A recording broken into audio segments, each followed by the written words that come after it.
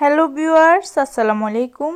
আজকে আপনাদের জন্য নিয়ে এসেছি মজাদার ভেজিটেবল অ্যান্ড এগ নুডলসের রেসিপি। বাজারে বিভিন্ন ব্র্যান্ডের যে ইনস্ট্যান্ট নুডলসগুলো পাওয়া যায় সেগুলো দিয়ে আমি এটি তৈরি করেছি। চলুন দেখে নিই প্রস্তুত প্রণালী। প্রথমে আমরা নুডলসটাকে মশলা দিয়ে রান্না করে নেব। এর জন্য একটা পাতিলে পানি নিয়ে চুলায় বসিয়ে দিয়েছি। এখানে 2 কাপ পরিমাণ পানি আছে।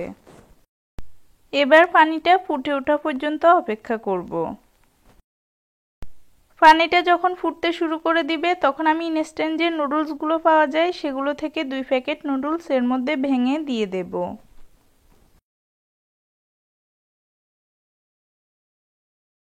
এবার চুলার আঁচ একদম লোতে রেখে এগুলোকে 2 মিনিটের জন্য রান্না করব।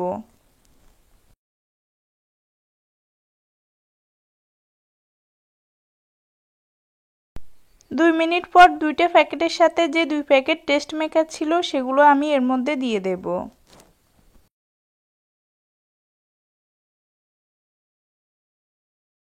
এবার টেস্ট মেকারটাকে নুডলসের সাথে খুব ভালোভাবে মিশিয়ে নেব। টেস্ট মেকারটা মেশানো হয়ে গেলে এটাকে চুলা থেকে নামিয়ে নেব। পানিটা কিন্তু খুব বেশি শুকিয়ে ফেলা যাবে না, তাহলে ঠান্ডা হয়ে যাওয়ার পর নুডলসটা একদম আঠালো হয়ে যাবে। টেস্ট মেকার মেশানো হয়ে গিয়েছে। এবার আমি চুলাটা বন্ধ করে এটাকে একটা সাইডে রেখে দেব। চুলায় আরেকটা কড়াই বসিয়ে এর মধ্যে 2 টেবিল চামচ পরিমাণ তেল দিয়ে তেলটা গরম হওয়া পর্যন্ত অপেক্ষা করব। তেলটা গরম হয়ে যাওয়ার পর একটা ফ্যাটানো ডিম তেলের মধ্যে দিয়ে দেব। এবার ডিমটা হালকা একটু জমে যাওয়া পর্যন্ত অপেক্ষা করব। ডিমটা যখন হালকা জমতে শুরু করবে তখন একটা খুন্তির সাহায্যে ডিমটাকে ভেঙে ছোট ছোট করে নেব।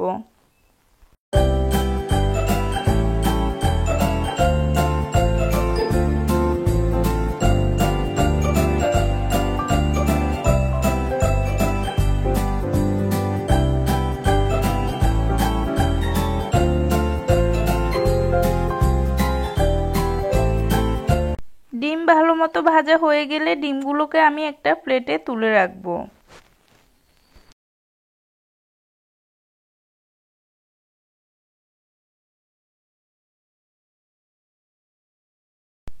এবার একই কড়াইয়ের মধ্যে আরও 3 টেবিল চামচ পরিমাণ তেল দিয়ে তেলটা গরম হওয়া পর্যন্ত অপেক্ষা করব।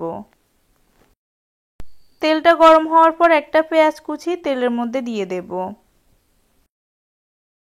পেঁয়াজটাকে হালকা একটু সফট হয়ে আসা পর্যন্ত ভেজে নেব।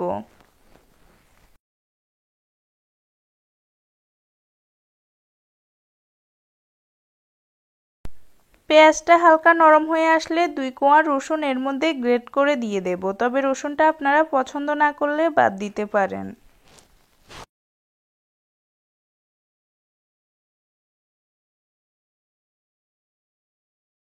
রসুনটাকেও পেঁয়াজের সাথে হালকা একটু ভেজে নেব যাতে করে এর কাঁচা গন্ধটা চলে যায়।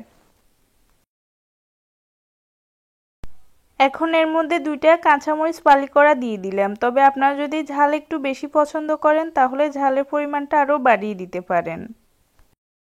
তবে বাচ্চাদের জন্য তৈরি করলে এর থেকে বেশি পরিমাণ ঝাল দেওয়ার প্রয়োজন নেই। এবার এর মধ্যে দিয়ে দিচ্ছি আধা কাপ পরিমাণ গাজর। গাজরগুলোকে আমি একটু মোটা করে টুকরা করে নিয়েছি। দিয়ে দিচ্ছি আধা কাপ পরিমাণ ক্যাপসিকাম। ক্যাপসিকামগুলোকে আমি একটু লম্বা করে ফালি করে নিয়েছি। আর দিয়ে দেব আধা কাপ পরিমাণ বরবটি। বরবটিগুলোকে একটু লম্বা করে কেটে নিয়েছি। এবারে সবগুলো সবজিকে হালকা একটু ভেজে নেব।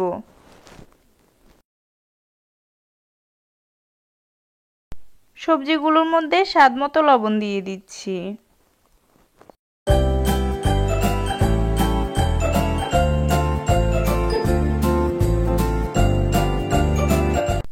এবার চুলার আঁচ একটু কমিয়ে দিয়ে সবজিগুলোকে ঢাকনা দিয়ে ঢেকে দেব আর অপেক্ষা করব 6 থেকে 7 মিনিটের জন্য, যাতে সবজিগুলো ভালো মতো সিদ্ধ হতে পারে।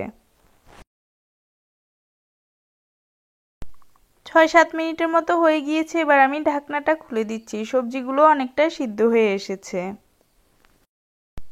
এবার সবজিগুলোর সাথে টমেটো অ্যাড করব। এখানে আমি একটা বড় সাইজের টমেটো ভিতরে বিচিটা ফেলে দিয়ে তারপর ছোট করে টুকরা করে নিয়েছি। এবার টমেটোটাকেও সবজির সাথে হালকা একটু ভেজে নেব।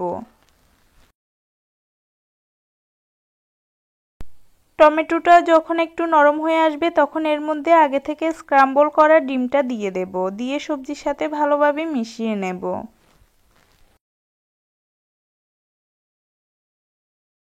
এবার এর মধ্যে আগে থেকে মশলা দিয়ে রান্না করে রাখা নুডলসটা দিয়ে দেব। এখন দুইটা খুন্তি বা চামচের সাহায্যে নুডলসটাকে হালকা হাতে সবজির সাথে মিশিয়ে নেব। নুডলসটা অনেক সময় ঠান্ডা হয়ে যাওয়ার পর একটু আঠালো হয়ে আসে, সে পর্যায়ে আপনারা এর মধ্যে একটু পানি দিয়ে মিশিয়ে নেবেন, তাহলে দেখবেন নুডলসটা আবার ঝরঝরে হয়ে গিয়েছে।